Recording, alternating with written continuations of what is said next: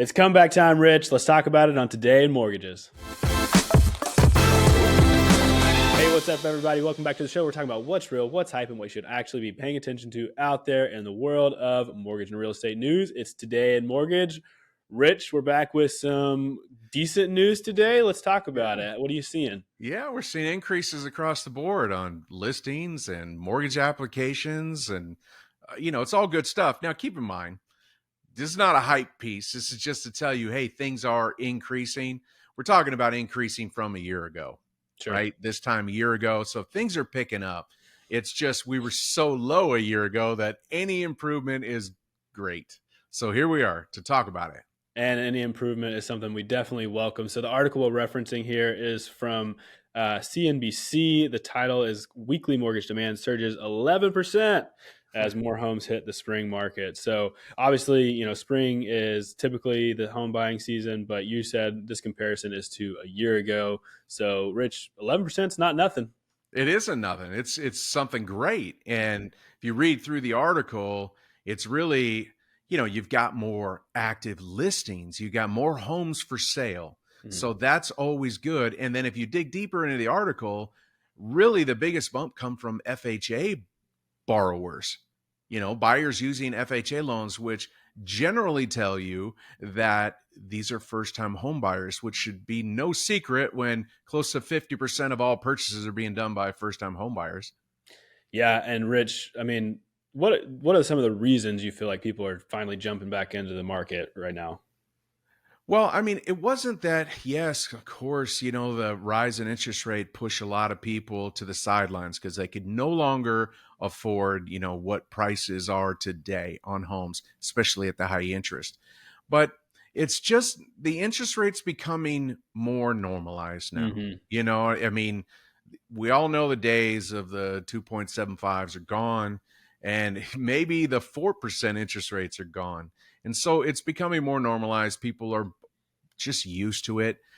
Rents are still high. So people are starting to realize that I would rather be owning my home than renting it. So that's another piece. But as more properties come to the market, more competition, all of those sideline first-time home buyers are like, wow, I just saw one for sale. Let's get after it. So that it's just a lot of that happening. Everybody wants to own a home. Like, okay, maybe not everybody, but a lot of people want to own homes. And as they become available now, they're just going to come off the sidelines and get into it.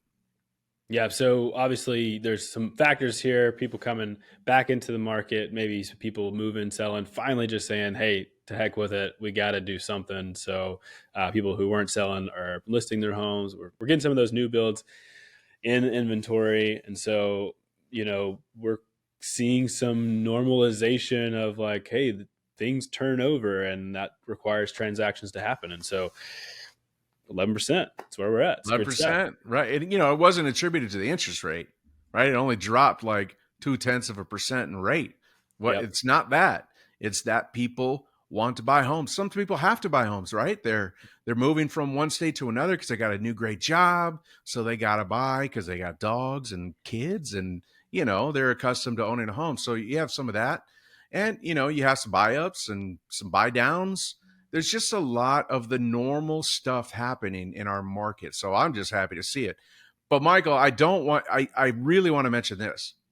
A big piece of this is their real estate partner and their mortgage partner really educating the buyers, letting them know that if you sit and wait, prices continue to rise.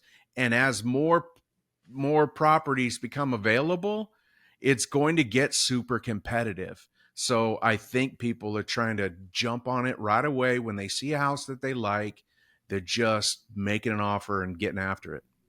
Yeah. And Rich, I think that's really important to note. And that's something that we're always obviously trying to encourage our people, coach our own people on how to coach their clients, their borrowers to, facilitate these conversations. Like what's reality, what you should be paying attention to.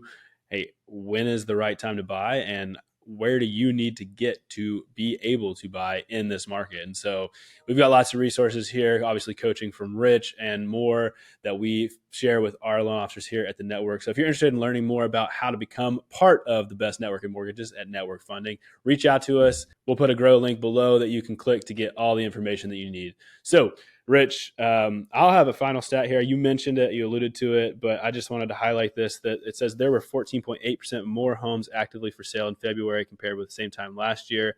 And like you said, those first-time home buyers are getting some relief here because it says notably homes priced in the $200,000 to $350,000 range grew by 25% from a year ago, outpacing all other price categories. So like you said, there is some hope out there for those first-time home buyers trying to get in that starter home at that lower price point, right? Yeah, if they can find them. Yeah. So when those properties appear on the market, I mean, there's a lot of offers first day. Yeah. So Yeah. it's great Well, news, man. These are all green shoots that we were hoping for. So let's celebrate that. lots to look forward to out there, lots to keep optimistic about as we continue into this new year that we hope brings new fortunes to our industry and beyond. So, Rich, thanks so much for making us smart on all things mortgage real estate as usual. And thank you to everyone out there for watching, listening. We appreciate you, and we'll see you next time on Today in Mortgages.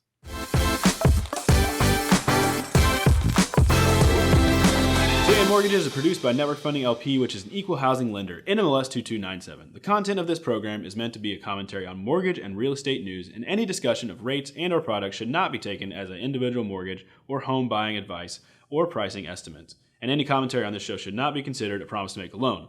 All applicants for a loan must qualify, and you should consult a professional regarding your individual loan scenarios for your financial situation. Visit our website at nflp.com/licenses for all state licensing and other legal information.